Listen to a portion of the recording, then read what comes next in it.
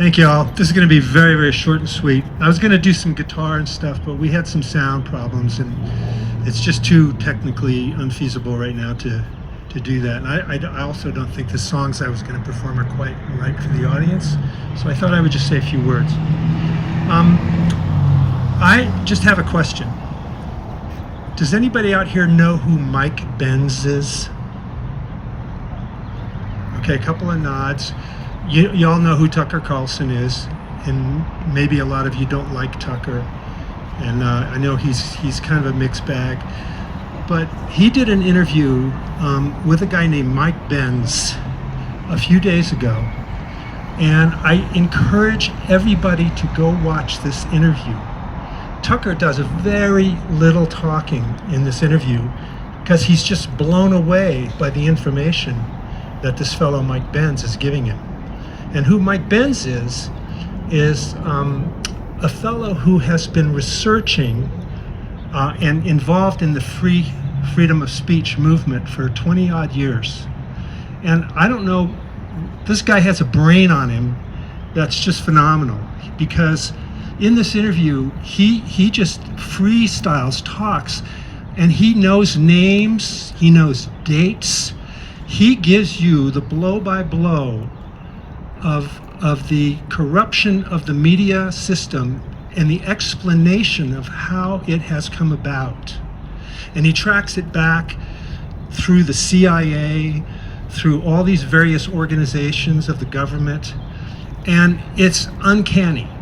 And the reason I'm talking about it and encouraging you guys to go and listen to this interview is because when I heard it and when I understood what all was in play, it completely blew my mind, and it gave me a different way of thinking of how I might approach this problem in the future. I think sometimes it's really important to understand how things work, because for the most part, we act out and we do things on the basis of our assumptions. And one of our big assumptions of everything is that we have a functioning government, and that we have a functioning Congress and presidency and media, that we have some kind of handle on it, and that if we go through the ordinary channels, we'll be able to change things. And what Benz is pointing out is that the landscape is shifting and has shifted. And so it's very important for us to know what is the new beast, the new animal that we're up against, the new enemy, so to speak, which it turns out is our own government, okay?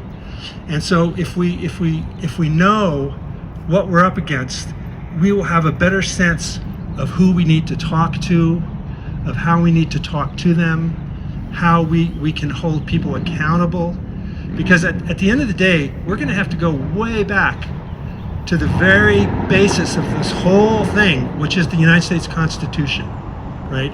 We're going to have to go back to the principles of freedom of speech, and we're going to have to be able to converse eloquently to our representatives, and in a way that we say to them, look guys, if you don't fucking honor your commitment to what you signed an oath to defend the United States Constitution, we are not going to vote for you.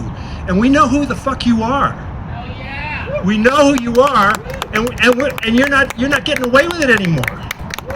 This is bullshit. And if you don't do it, and so, you know, like for example, one little thing I want to do in the future is I want to get a big chart of all these representatives, and I want to have a chart that says this guy is not honoring his commitment. This guy is not honoring it. There is no reason that these people should be put back in power for another term if they're not honoring what they are supposed to be doing for the people of the United States. Yeah. So, two things, y'all. Please go watch that interview. It will give you so much powerful information. It's very, very important. And then when we reconvene, we'll be on a different level. I guarantee it. That's my 2 cents. Thank you.